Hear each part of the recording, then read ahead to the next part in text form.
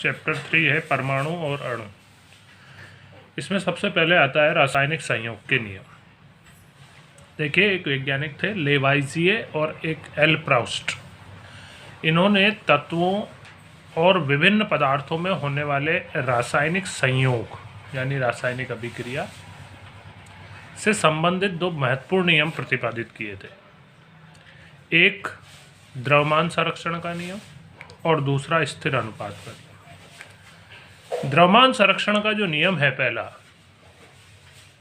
इस नियम के अनुसार किसी भी रासायनिक अभिक्रिया में न तो द्रव्यमान उत्पन्न होता है और न ही इसका विनाश होता है। यानी अभिक्रिया से पहले का कुल द्रव्यमान और अभिक्रिया के बाद का कुल द्रव्यमान बराबर होता है। इसके लिए एक प्रयोग हमारे पास है, ये उस प्रयोग का चित्र है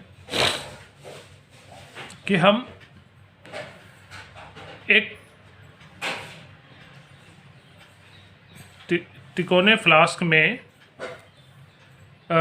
सोडियम कार्बोनेट Na2CO3, ये इसका सूत्र है, इसका विलयन ले लेते हैं और एक परख नली में नीले रंग का कॉपर सल्फेट का विलयन CuSO4 का विलयन लेकर धागे की सहायता से इसको इस बीकर के अंदर लटका देते हैं, इस तरह से कि ये दोनों पदार्थ आपस में मिल नहीं पाए। नलिका में भरा कॉपर सल्फेट निकास नली में है ना, ये परख नली में, और इसमें भरा हुआ सोडियम कार्बोनेट। ठीक है, और इस सारे उपकरण को तोल लेते हैं। तो तोलने से इसका पूरे पदार्थ का द्रव्यमान पता चल गया हमें। उसके पश्चात हम इस धागे की सहायता से इसको थोड़ा नीचे झुकाते हैं। तो झुकाने से इसमें भरा कॉपर सल्फेट का विलयन और ये दोनों विलयन आपस में मिल जाएंगे और इनकी रासायनिक अभिक्रिया होगी, जिससे बनेगा सोडियम सल्फेट और कॉपर कार्बोनेट, है ना, जिनका कलर विलयन का हरा हो जाता है। ठीक है, उसके बाद जब इनकी नलिका इन दोनों पदार्थों के मिलने से इनकी रासायनिक अभिक्रिया हो जाएगी तो विलयन का रंग बदल के हरा हो जाएगा। इस क्रिया के पूरा हो जाने के बाद उपकरण को दोबारा तोलते हैं और द्रव्यमान ज्ञात करते हैं पूरे उपकरण। तो हम देखते हैं कि इनके द्रव्यमान में कोई परिवर्तन नहीं हुआ है। इसका मतलब क्रिया होने से पहले का कुल द्रव्यमान और क्रिया होने के बाद का कुल द्रव्यमान बराबर होता है, यानी द्रव्यमान संरक्षित रहता है। इसी को द्रव्यमान संरक्षण का नियम कहते हैं, है ना। ठीक है ना। तो इनमें जो अभिक्रिया होती है वो ये होती है CuSO4 copper sulphate plus sodium carbonate Na2CO3। इनकी क्रिया से बनेगा हरे रंग का CuSO4 कॉपर सल्फेट और प्लस CuCO3 कॉपर कार्बोनेट और सोडियम सल्फेट Na2SO4, है ना। ये होता है कॉपर कार्बोनेट जिसका कलर हरा होता है। दूसरा नियम है स्थिर अनुपात का नियम। स्थिर अनुपात के नियम के अनुसार किसी भी यौगिक में उपस्थित तत्वों के द्रव्यमानों का अनुपात हमेशा स्थिर रहता है, निश्चित रहता है। जैसे जल है H2O, इस यौगिक में हाइड्रोजन और ऑक्सीजन इन दोनों के द्रव्यमान का अनुपात सदैव 1:8 का होता है। चाहे आप जल को किसी भी स्रोत से प्राप्त कर लो, चाहे नदी से लिया गया जल हो, चाहे वर्षा कर लिया गया जल हो या भूमिगत जल हो, कोई सा भी जल हो, हमेशा जल में हाइड्रोजन और ऑक्सीजन के द्रव्यमान का अनुपात 1:8। इसी प्रकार दूसरा यौगिक अमोनिया NH3 गैस है ये, इसमें नाइट्रोजन और हाइड्रोजन के द्रव्यमान का अनुपात सदैव 14:3 रहता है। इसी अनुपात में ये संयोग करते हैं द्रव्यमान के, है ना। तो ये महत्वपूर्ण नियम वैज्ञानिक लेवोजिए और एल प्राउस्ट ने दिए थे। इसके बाद आता है अपना डाल्टन का परमाणु सिद्धांत। इस सिद्धांत के अनुसार सभी पदार्थ, चाहे तत्व हो, चाहे यौगिक हो, चाहे मिश्रण हो, ये सूक्ष्म कणों से मिलकर बने हैं। इन सूक्ष्म कणों को हम कहते हैं परमाणु। इसके जो सिद्धांत परमाणु सिद्धांत है इसके 6 प्रमुख बिंदु हैं। एक, सभी पदार्थ परमाणुओं से निर्मित होते हैं, अर्थात पदार्थ को बनने की मूल जो इकाई है वो है परमाणु।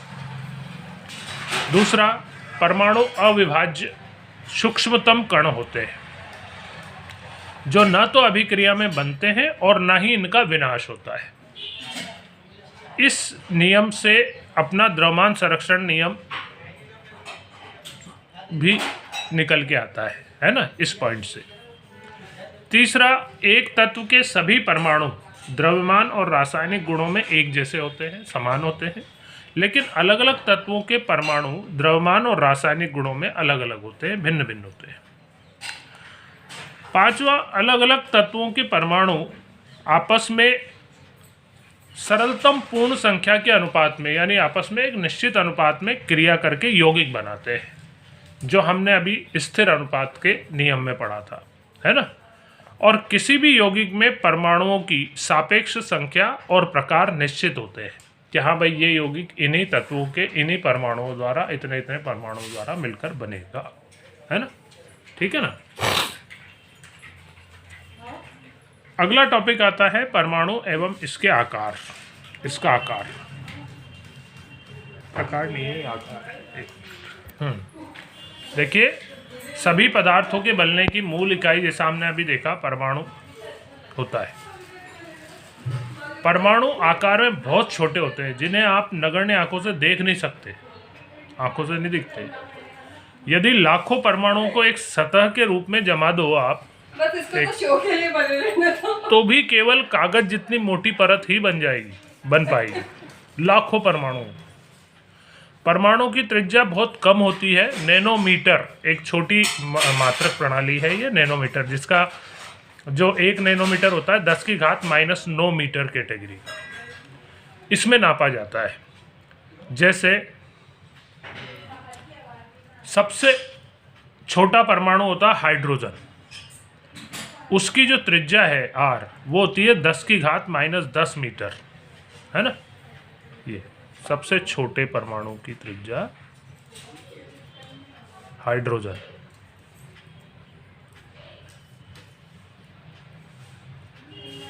की त्रिज्या को r से प्रकट करते हैं, इसलिए r